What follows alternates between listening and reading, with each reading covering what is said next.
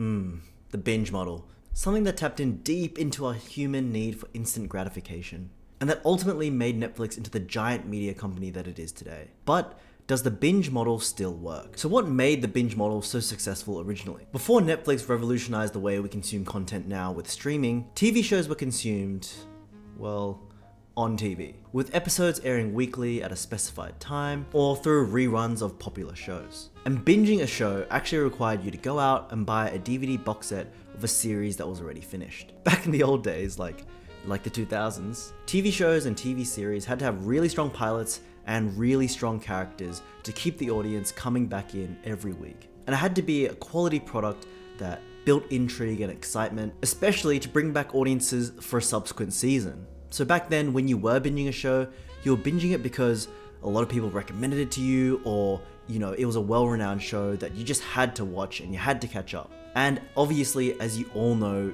binging is, well, awesome. Ripping through episode by episode with no cliffhangers, where you have to wait months on end for a resolution, you just get that instant gratification for our lizard brains. So when Netflix decided to just drop all the episodes of an entire season on their platform, people were salivating for it. No need to wait week to week. We got the entire season in just one go. But an unintended consequence of the binge model was that people were literally just watching whatever Netflix put up, regardless of quality. It's definitely safe to say if some Netflix shows were released week to week, it would have lost audiences very quickly. But because the episodes were all released together, we go ahead and just finish the season, because why not? I mean, if I watch one episode, they've sort of opened a bunch of loose ends, I might as well find out what happens, right? But this just indicated to Netflix that the audience just wanted to watch something, anything, and they just wanted to binge. So to Netflix, as long as there was content, even if it was subpar, they'd put it out and the audience would watch it. So while Netflix was dominating the streaming space, previously being really the only big player, everyone that didn't have the patience to wait for shows to come out week by week just turned to Netflix to binge. But how does Netflix stack up now with all the new streaming platforms? There's a lot more players in the space now, and it seems like Disney Plus, HBO Max, and Prime Video are really controlling the pop culture zeitgeist through their weekly release model. You've got the Marvel shows, you've got the Star Wars shows, you've got Lord of the Rings, Rings of Power, you've got Game of Thrones, House of the Dragon, and these are all considered top tier brands in TV programming right now. I remember distinctly when the Game of Thrones series was airing.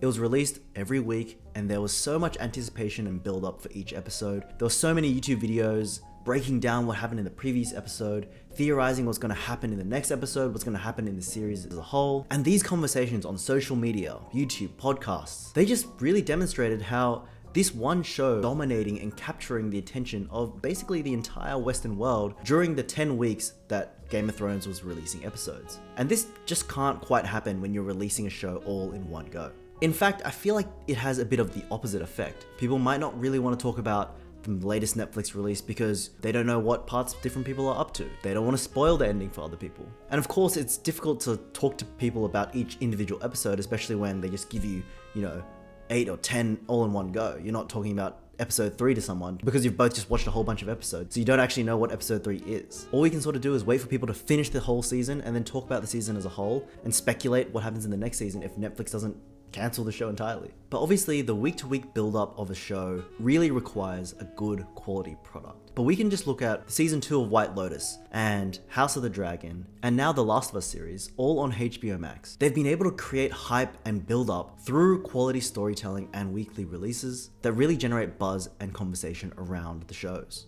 And the week-to-week attention generated by these shows, whether it be water cooler conversations at work or at school, or just through social media and people tweeting and making videos about the shows, it easily trumps any buzz that Netflix gets with its binge watch releases. Of course, there are exceptions like Squid Game or Stranger Things, but other than these bigger, more iconic event programming, it seems like a lot of Netflix's other IP, such as The Sandman or The Witcher, they seem to suffer, with the shows only really able to capture the attention of audiences for a brief weekend or so, before being quickly forgotten. So what is Netflix doing now? I mean, Netflix has previously refused to budge on the topic and refused to change the binge model for any of the Netflix original content, but just last year we saw Netflix split up Stranger Things 4 and the final season of Ozark into 2 releases. And there definitely was a difference in the sustained intrigue and hype between the releases because of the cliffhangers and the questions that were left unanswered that kept the audiences theorizing and chatting online.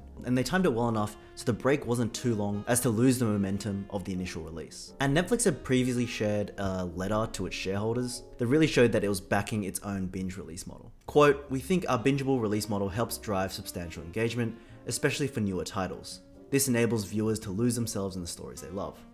It's hard to imagine, for example, how a Korean title like Squid Game would have become a mega hit globally without the momentum that came from people being able to binge it. We believe the ability for our members to immerse themselves in a story from start to finish increases their enjoyment, but also their likelihood to tell their friends, which then means more people watch, join, and stay with Netflix. We have, however, seen Netflix use a staggered release model in relation to some of its reality TV shows. The Circle, The Mole, Love is Blind, Too Hot to Handle, they all followed a different release model where they've sort of just released a few in batches and then slowly released the rest. And we'll have to see if Netflix gets any insight from this release model and whether or not that'll change their perspective on their original content. I think that if Netflix's primary concern is to strike gold like they did with Squid Game, then yes, the binge model works. If they can get people to watch the first few episodes, it's more than likely that they're going to end up watching the whole season. But what that signals to me is that they aren't really interested in making quality content that people would consider classics and would stand the test of time. But rather, it seems like they're more focused on producing quantity, throwing whatever they have against the wall and just seeing what sticks. If you can create high quality content,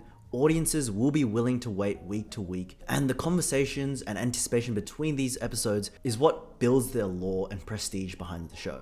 A show that's talked about for about 4 days before everyone forgets about it until the next season isn't gonna stand the test of time. What I think will ultimately happen is that Netflix will continue to use the binge model for a lot of the unproven shows. Just chuck it up there, see how many people watch it. If lots of people are watching it, they'll make more seasons.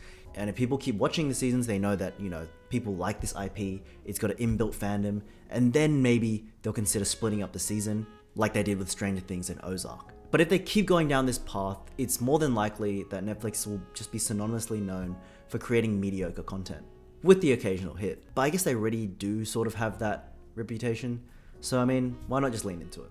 Anyways, thank you guys for watching, and I'll catch you guys in another video.